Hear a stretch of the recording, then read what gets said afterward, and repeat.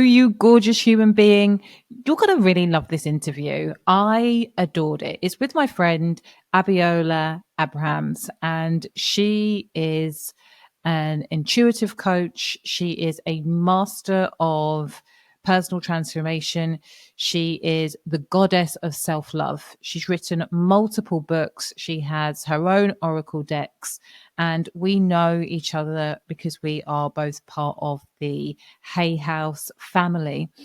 This interview for me is so good because Abiola is so honest about her rock bottom moments.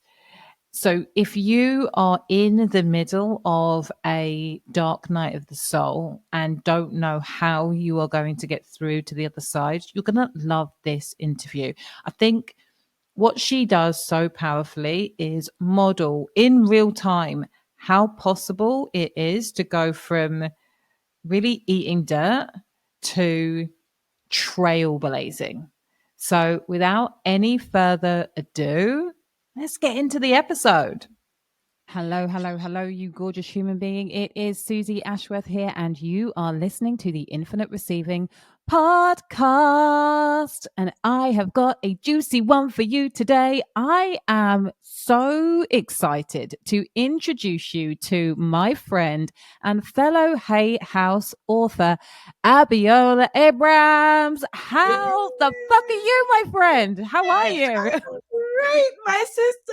I am so great and so happy about this conversation. Yeah, I feel like it's taken a little while to get in the diary, trying to logistically get around all of the time zones, but I am super happy that we have managed to make it work.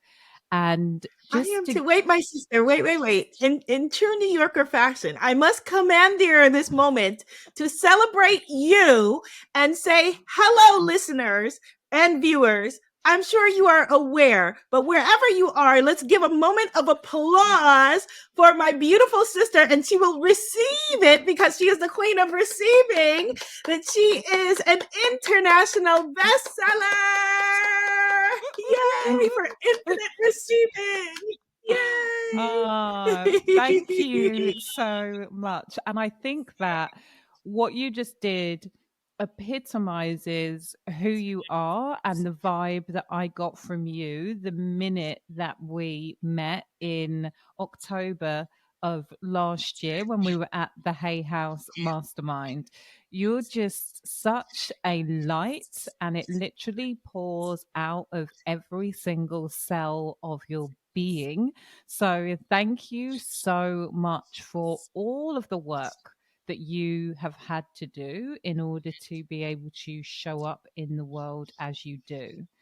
And I think that that's probably a Oh, glorious place to start because yes. my desire as an individual is to shine more and more brightly.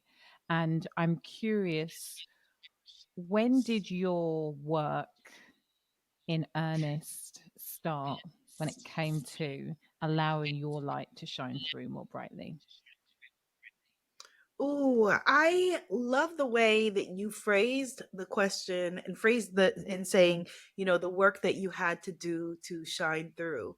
And I think that Mm, that's such an important entry to this conversation because people will look at, an author like you or a person who's a personality or a person on the internet and say, "Wow, look at them. It's so mm, easy for them. Of mm. course she can do it. It's easy for her," while discounting themselves. Yeah. And a big part of the work that we do is not about like, well, yay, look at me, I'm so great. It's about you and I and everyone who is watching this, we are one and the same, and we are Mm, together on whatever battles, I pray and send love for everyone for the silent battles that you mm, are fighting and the battles that you are fighting.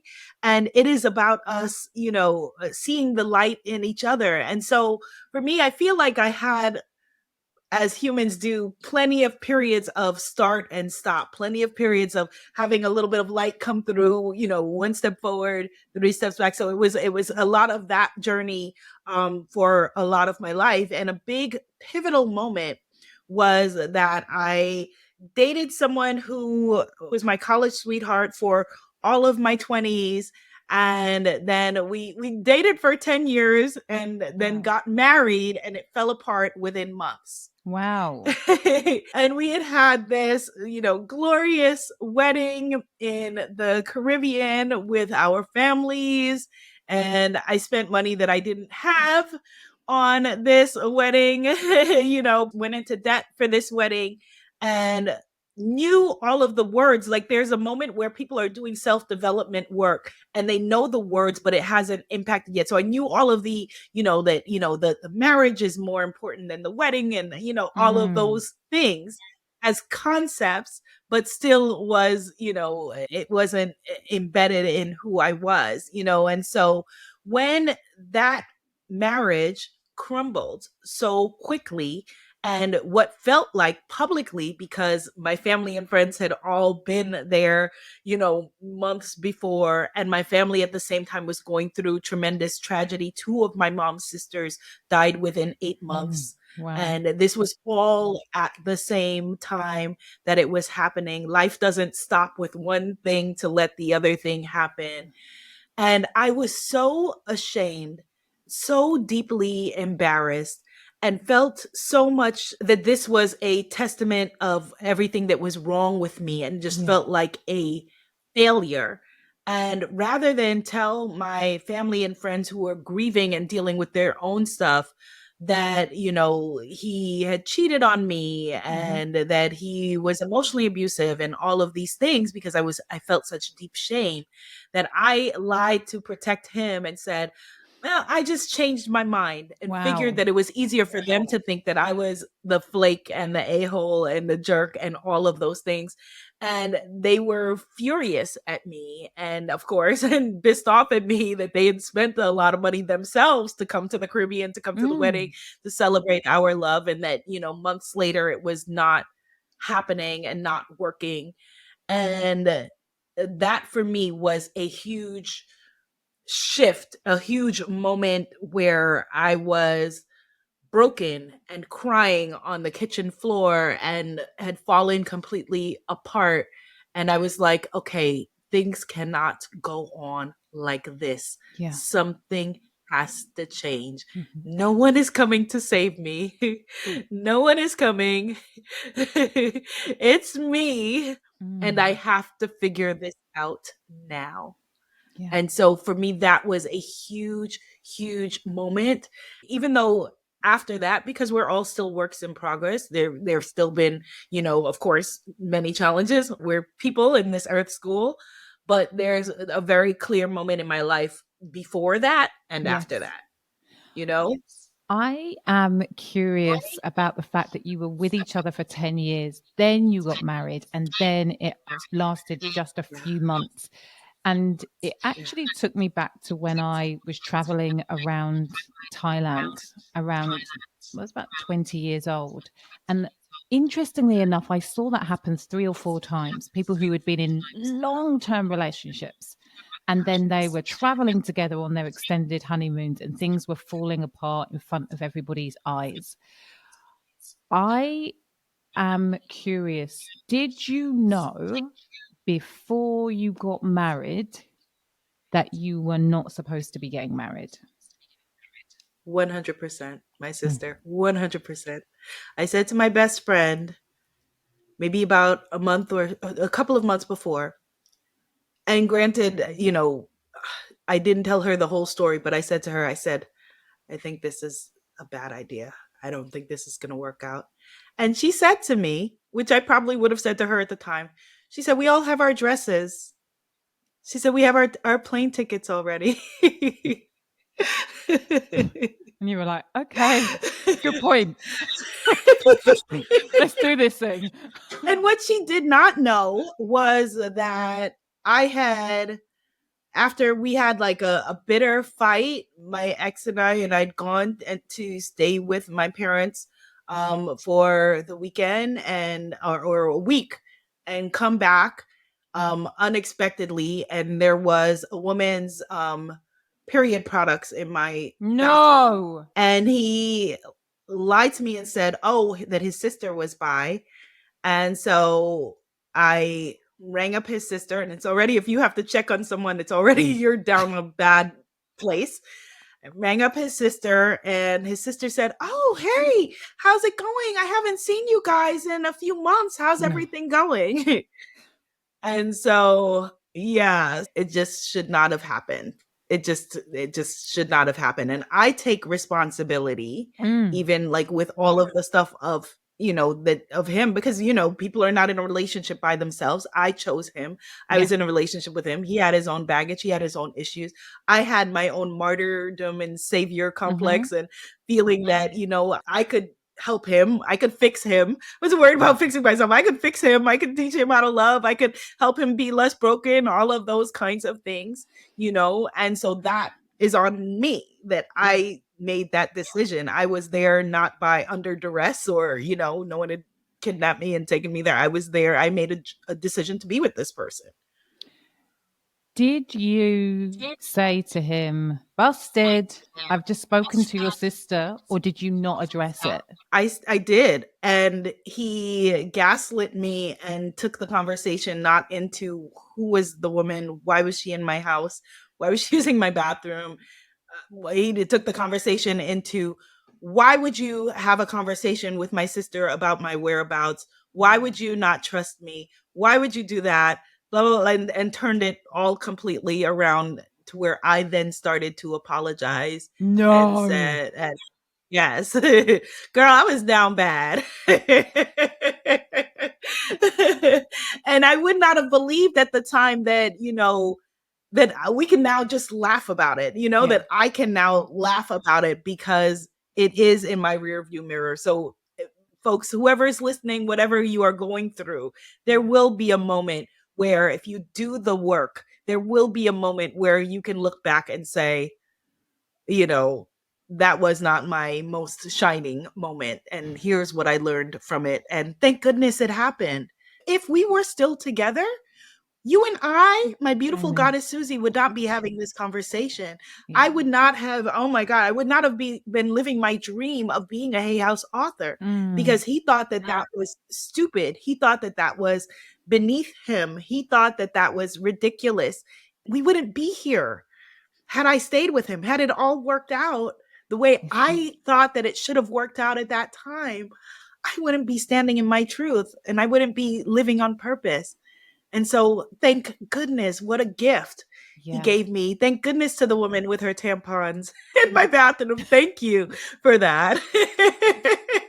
You used the word, "I was in my martyrdom phase." That was the Yes. archetype that you were embodying.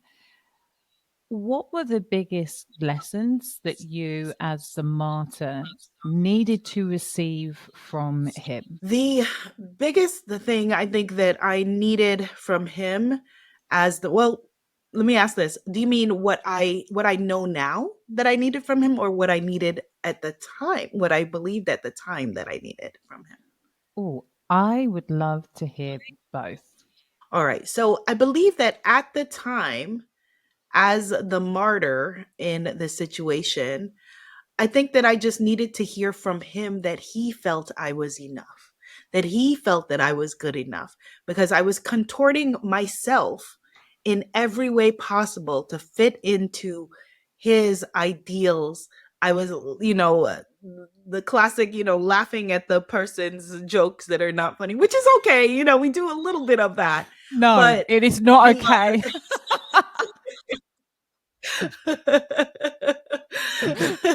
I was deep in, propping him up, Yeah. in playing the role of Wow. being the ideal girlfriend, the ideal whomever, the ideal, you know, because there were discrepancies in the relationship, like in terms of things that shouldn't matter when you're in love, Yeah. but in terms of finances was a big one.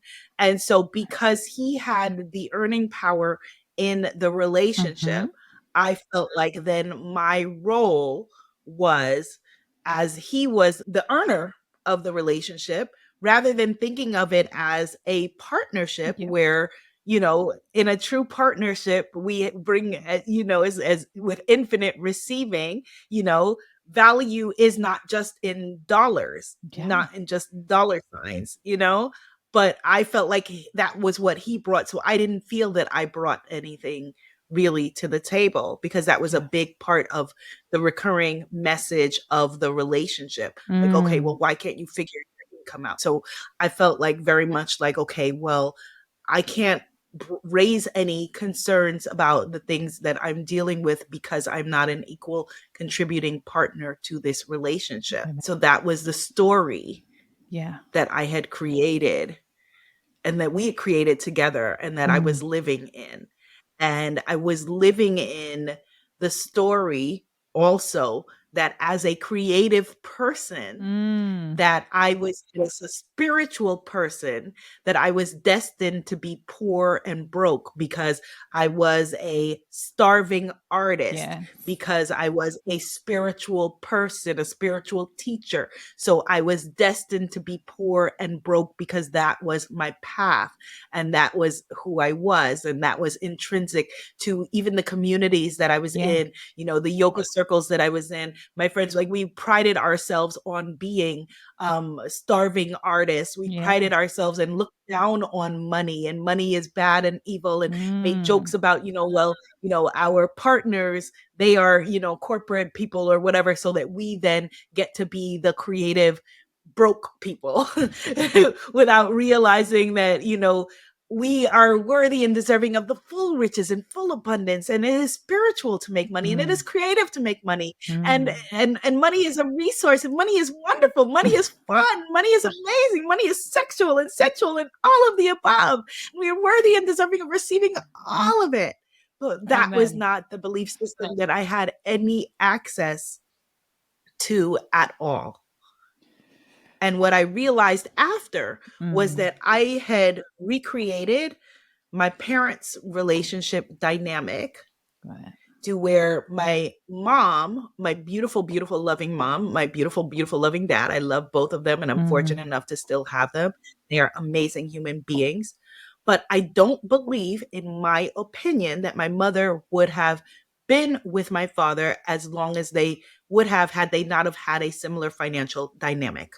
Got it. And so I had recreated that because I thought that it was necessary. He was the one who was saving me, is what I, Mm. as the martyr, he was saving me. And so I was attempting to save him back by fixing him in ways that he had not asked to be fixed. Yeah. It's just interesting for me to hear because you are so far removed from that human So, being. So yeah, my yeah. mind, as I'm listening to your story, is like it's just blowing up here and blowing up there. And Yeah. I love that girl. I love that girl. My heart weeps for her, but I love her. I hold her. I love Mm. that beautiful girl Yeah. who felt that she was broken, and that this person must save her, and that, sure, he was, narcissistic or whatever, or, sure, he had these issues, but I could teach him how to love. Yeah. Sure, they could, the family would turn on me and be like, why did you break up your relationship? But I'm strong in that way, and I could take it in a way that he couldn't. And so that's okay. I will continue to protect him. Like, my heart weeps for that girl, that beautiful, beautiful girl who didn't know that It's she was a beautiful, beautiful girl.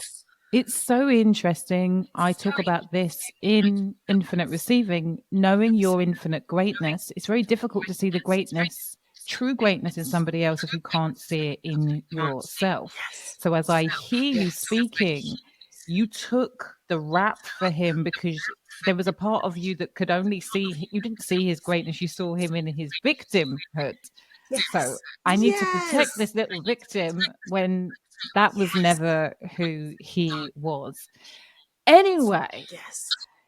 you had your rock Yes. bottom moment, and this started you on your journey to the goddess that you are today. What were some of the key insights and practices that you took on board in order to kickstart your healing journey?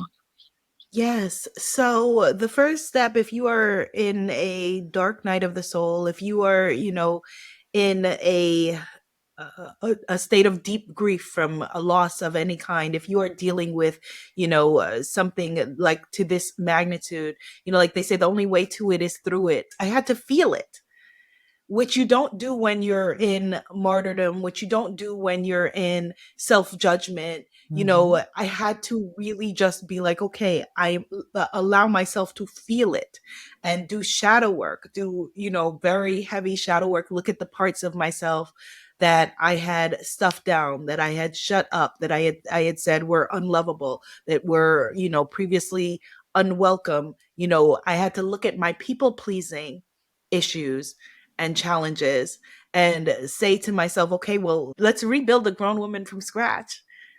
Who am I? How did we get here? And how do we create and step into my power and step into my greatness, not in a shallow way? Mm. Because again, at that moment, I could have given an amazing motivational speech on a shallow level, given other people advice and coaching and all of that on a shallow Mm. level. But let's go deep. Let's go where we are making a cosmic shift, Mm. a soul level shift into who I really am, rather than the self that I had been performing, Yeah. rather than the self that I had, the small self that I had been pretending to be, the Mm. shrunken, hiding small self that I was pretending to be. What would it take? What is the gap from this me, this shrunken, hiding me, to me taking up room and owning my voice and owning my presence? And so I had to look at, again, those parts of myself that I was hiding, that I was stuffing down, that were unlovable. A lot of mindfulness, a lot of meditation, a lot of just sitting with myself, sitting with my spirit guides and being present, allowing myself to be radically present, allowing Mm. myself to take responsibility and shift out of blame. you know where it's easy in a relationship where you can look at, the a person being, emotionally abusive or whatever it is. You can look at those things and say, okay, that person's a very clear, jerk or a-hole or whatever. You can look at those things, but where do you take responsibility? Yeah. Because if you What's your can't way? take responsibility for who you are and the choices that you made, how do you move forward? Mm. You have to be able to say, okay, I chose that, I did that, I own that. What are my lessons here and why? What do you think? What part of you did you most need to integrate? So, what was the part of you that you were stuffing down the most? The part that I was stuffing down the most was fear of outshining the tribe, Ooh, fear of shining brightly. Yeah, it's that fear of classic outshining. Marianne Williamson quote. It's not Yes, that you're yes, afraid of failure, but you're afraid of just how successful you might be.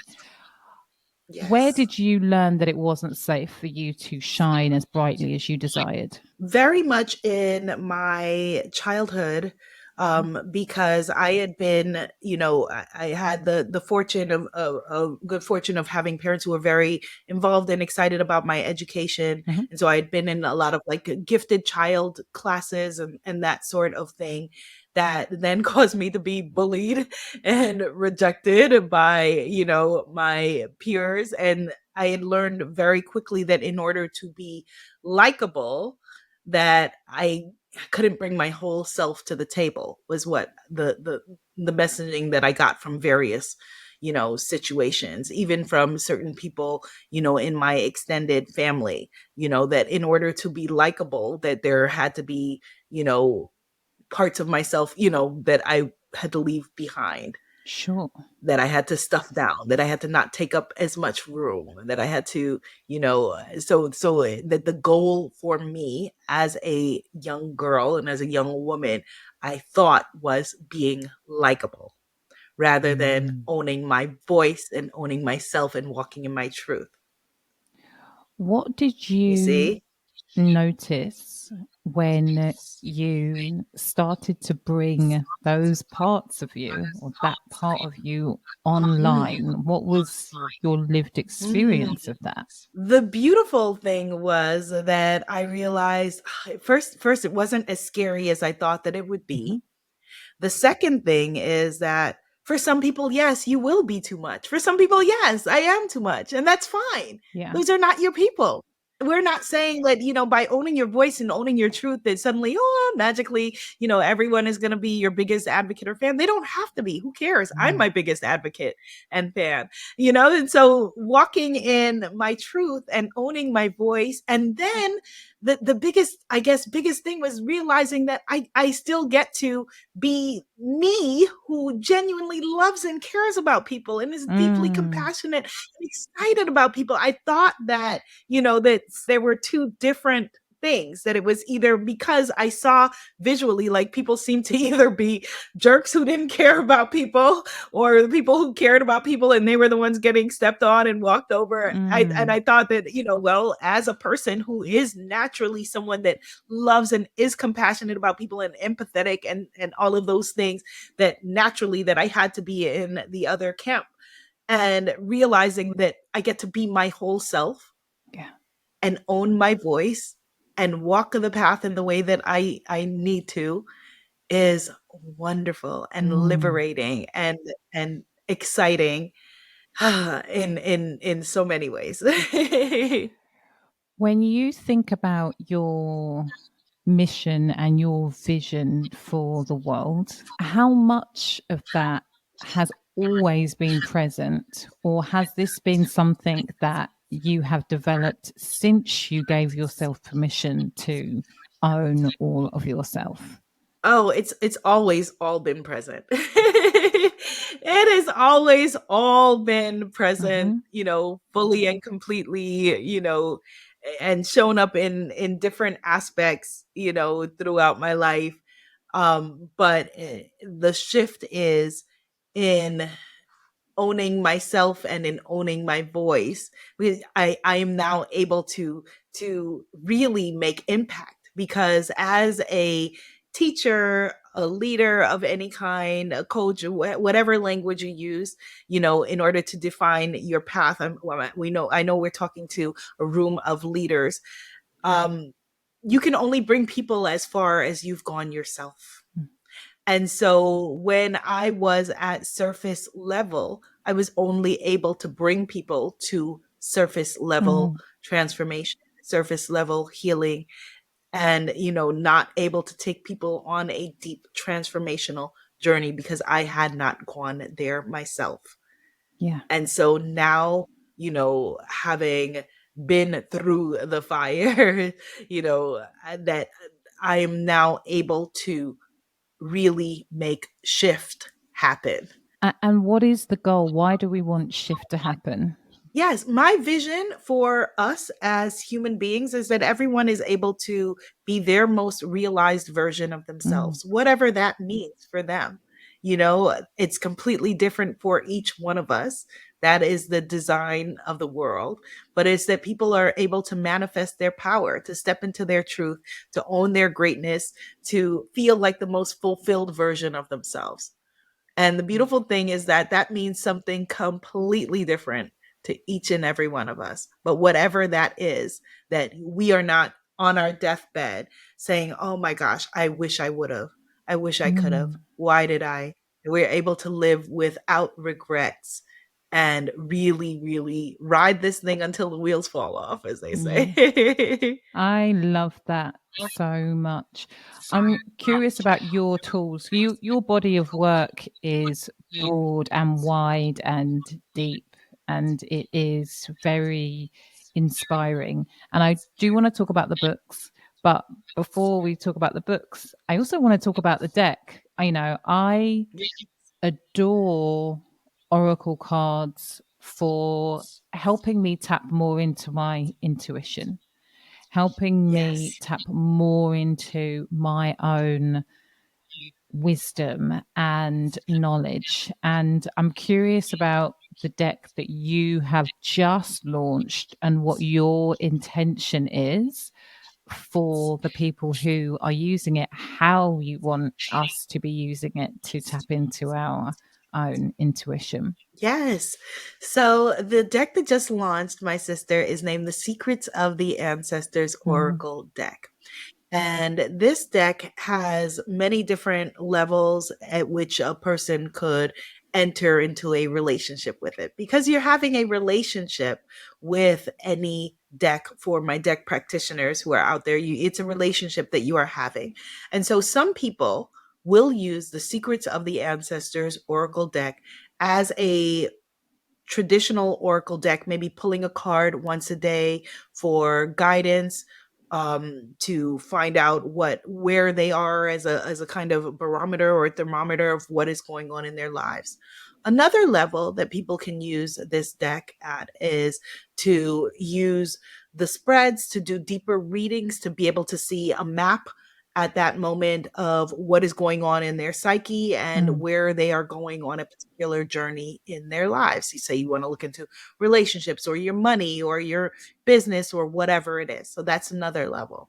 Then a completely different level with this deck that I'm so excited about is that this deck is also a communication tool between the user, the reader, the person that's using the deck, and their ancestors. And so mm, this, if you are wanting to use it at that level as an ancestral connection and communication tool, it is available to you in that way to be able to connect with your ancestors, bringing your intuitive gifts and intuitive guidance and allowing yourself to have access to your ancestral wisdom is a tremendous and wonderful gift. We're still living out the prayers that someone whose name we may never know prayed mm, for us. And how magnificent to be mm, able to connect with that energy. Energy cannot be created or destroyed. It mhm, always exists. Science says that, religion says that, spirituality says mhm, that.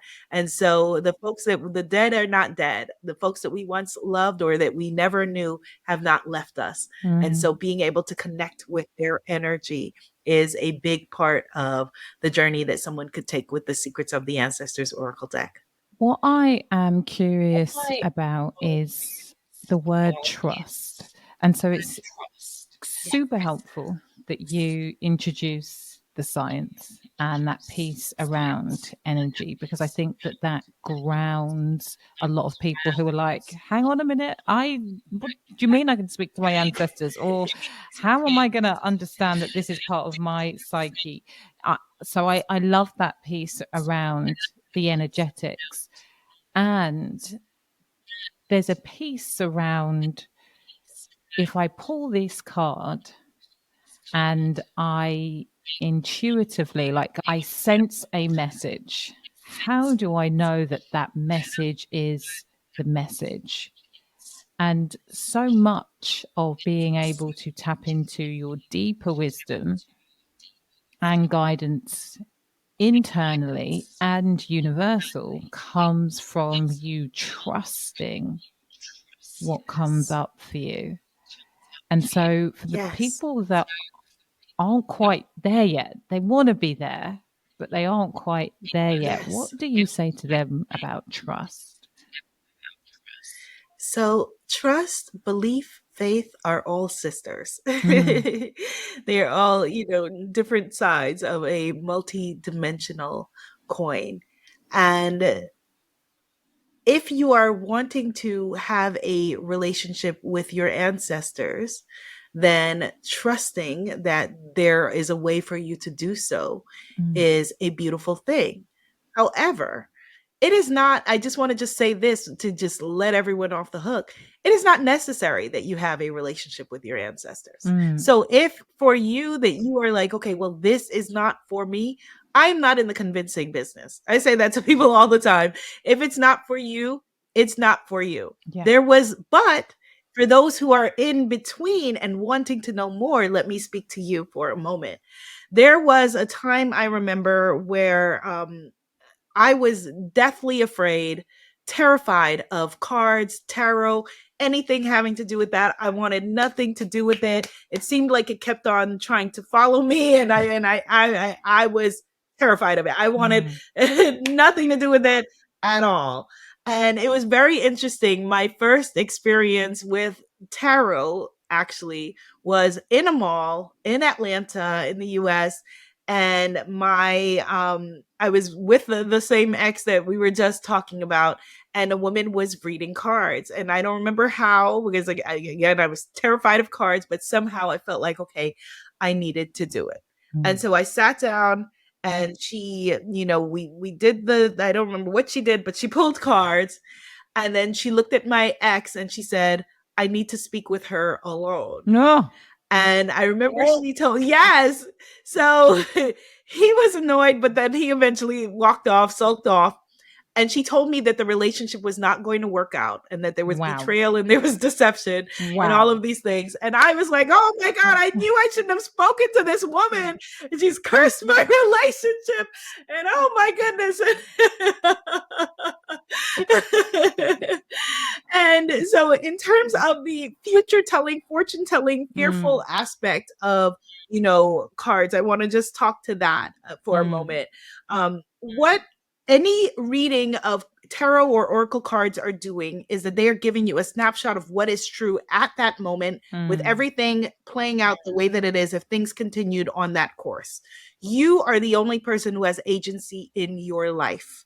I'm going to say that again. You are the only person who has agency in your life. And so a reading, or a person who is doing a reading, or you doing a reading yourself, is a snapshot. It is like a map. It's a GPS. If you look at a GPS at any given time, it's showing you where you are. But if you change and go around the corner, it's going to show you something different, because the situation and the conditions have changed. And so if you are wanting to be in contact, use your gifts in this way to have, a deeper connection to the divine for purposes of personal development and evolution, then this is a beautiful way to be able to do it. The question of, how can I trust this? How can I believe this? Comes up all the time, even without cards, that people will say to me, how can I trust that my inner voice, that the guidance that I'm getting, that I feel like I'm receiving, how do I know if it's my voice versus, God's voice? How do I know that it is real? How do I know? And the truth is that you will feel like you are making it up in the beginning. You will feel like you're making it up. You will feel like, oh my gosh, am I making this up? The voice of the divine, God, the universe, whatever term, floats your boat, because, God is less picky about names than we are. The voice of the divine will never belittle you, will never try to make you feel small, will never say to you, oh, that's such a stupid thing that you did. Oh, why would you do that? It will never in any way speak to you or approach you to make you feel less than. The voice of the divine will only guide you and say, oh, okay, let's go down this road. Okay, let's try that. Oh, we don't want to do that. Oh, all right, this is a chaotic moment. Okay, how are you going to deal with it? It's going to give you advice from a place of love, never fear. Even if it is tough advice, like this woman said to me, and she absolutely ended up being completely right. Even if it is tough love advice, it'll be from a place, from an energy of love, not fear. And I talk about the science of it all the time for that reason, because I know that people have these challenges. And so it's fun to me to look at the ways that science is catching up with spirituality. Yeah. Before we came on live, we were laughing about the fact that you are actually, in fact, in witness protection right now, because you have missed the deadline for your latest book, which is coming out next year. But before that, you have a book that is coming out in the 24th of May. Can you give us the title of that and what it is that you're sharing with the world? Yay! So this is this beautiful book, yay, which is named Beautiful. From Imagination to Reality, Secret Manifestation Lessons and the Law of Assumption, from Abiola, Master Alchemist. So I am so excited about this book because, well, let me tell you first who Abiola is. So about 100 years ago, Susie, in New York City, Abiola was a person who did what we do. He was a spiritual teacher who lived in New York City, and he was a Black Ethiopian rabbi. And he taught some of the people, the teachers of the teachers of the teachers Yeah. that we talk about today. So he was a teacher to Neville Goddard and Dr. Mm. Joseph Murphy and others. Wow. And so a lot of the things, the foundations of what we know to be personal development and manifesting and the law of attraction and the secret and all of those things, he was the source of all of that knowledge and Wow. information at the time.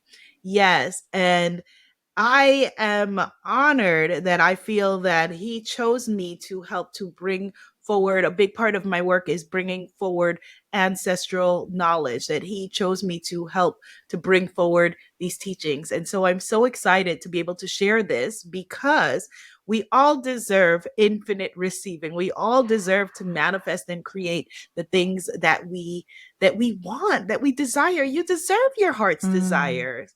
You deserve it. If it's, a red dress that you feel like, you may feel like, well, how does it benefit the universe and the world that I'm wearing a red dress? Everything is a chain. Yeah. Everything is a chain. That for every, again, science, for every action, there is an equal and opposite reaction. Mm. You don't know how. We never know how all of the dots connect.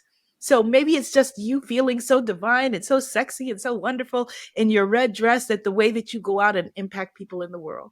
Maybe it's someone across a restaurant who looks and says, wow, that looks like my sister. I need to call her. Mm. And they call their sister and blah, blah, blah. Like, we have no idea all of the touch points, but Mm. everything that your heart desires, as the wonderful Rumi said, what you are seeking is seeking Mm. you.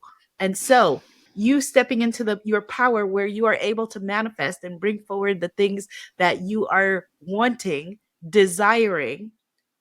This is it's your birthright. Yeah. It's your birthright. And so that's what this book is. This book is a manual with lessons on exactly how to do so. I am so excited to be able to read your book and support your work. And Okay. yes, it's amazing. Thank And also, you. just thank you for sharing from the source. It's beautiful You're welcome. and important work. I'm curious, how do you find the writing process? Well, my first art is as a writer. Mm. And so my father was a self-published writer when I was a kid, and my mom is a writer who hasn't published anything yet, but I'm trying to convince her. Hopefully she will. My sister is a writer. My love language is words of affirmation. Mm. So Snap. writing has always been my first gift. Actually, before I was blessed enough to be working in the world of personal development, I've had every job as a writer that exists. I used to write for a gossip website named Yahoo OMGs. I was on the Kardashian beat, and I had to come up with as many stories about the Kardashians as possible. So channeling the words and the gifts of Abdullah is much more in alignment with my heart and my soul and the gift of Yeah. writing that I feel that I've been given by my ancestors. I love it. And I just have to say, I feel like going right back to the start of the conversation, the light that I see comes from you. Part of that is the fact that you get to live your passion. You get to live the teachings, but you're also living your passion. And that's part of the manifestation. That's part of the ride. It's part of the living of life. And you're such a beautiful model for that. So thank you so much. Oh, thank you, my sister. Thank you. I feel just so blessed and so lucky. Like, I really do, like, every Mm. day say, oh my goodness, as I'm sure you do, like, yay, thank God, God bless this life. Thank you. Yay. Yeah, I do. And I get it. And I see it all over your face. It is beautiful.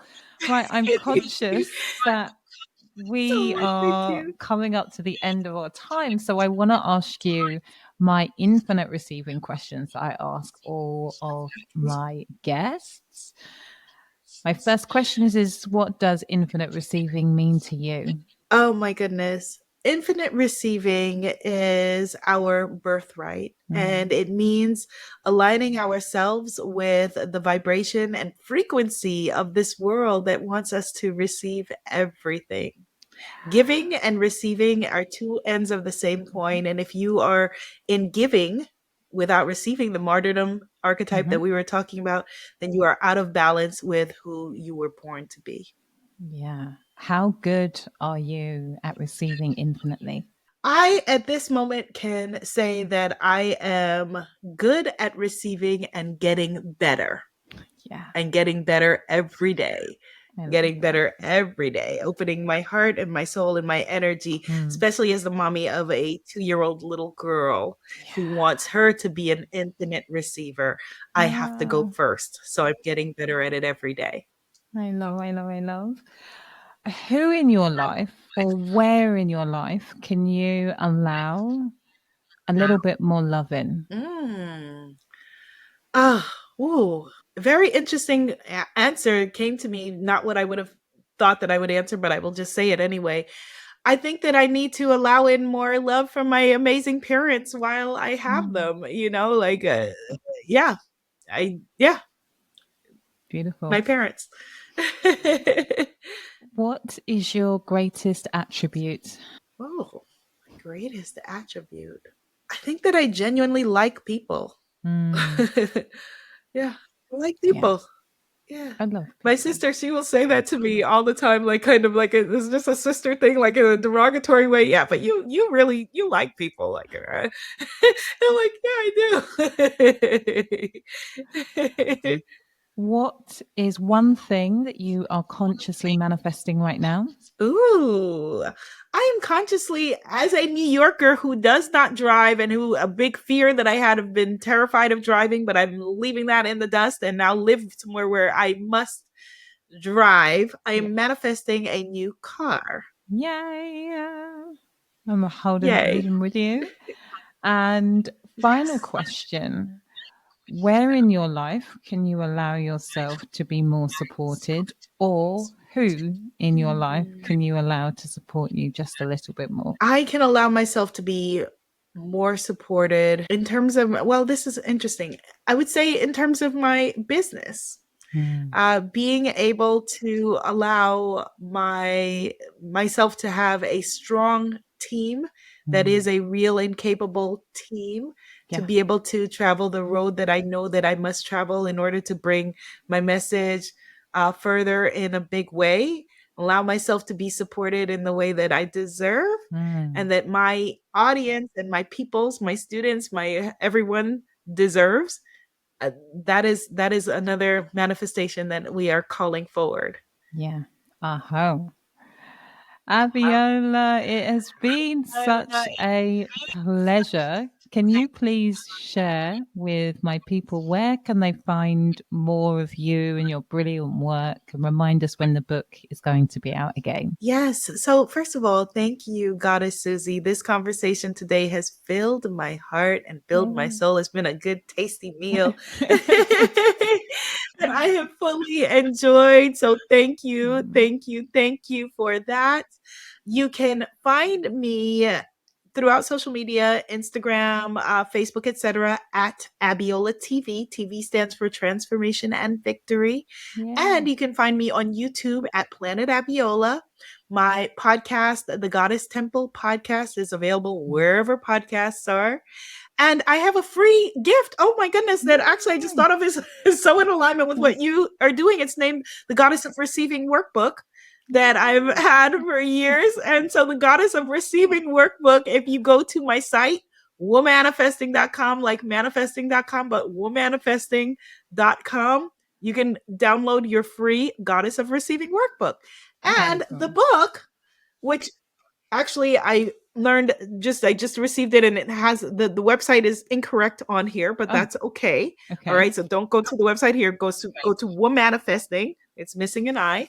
All right, so Oh, but the book From Imagination to Reality is coming at the end of May, but you can pre-order it right now. So if you are beautiful. listening to this so that you don't forget, go right now and order From Imagination to Reality if it feels in alignment with you.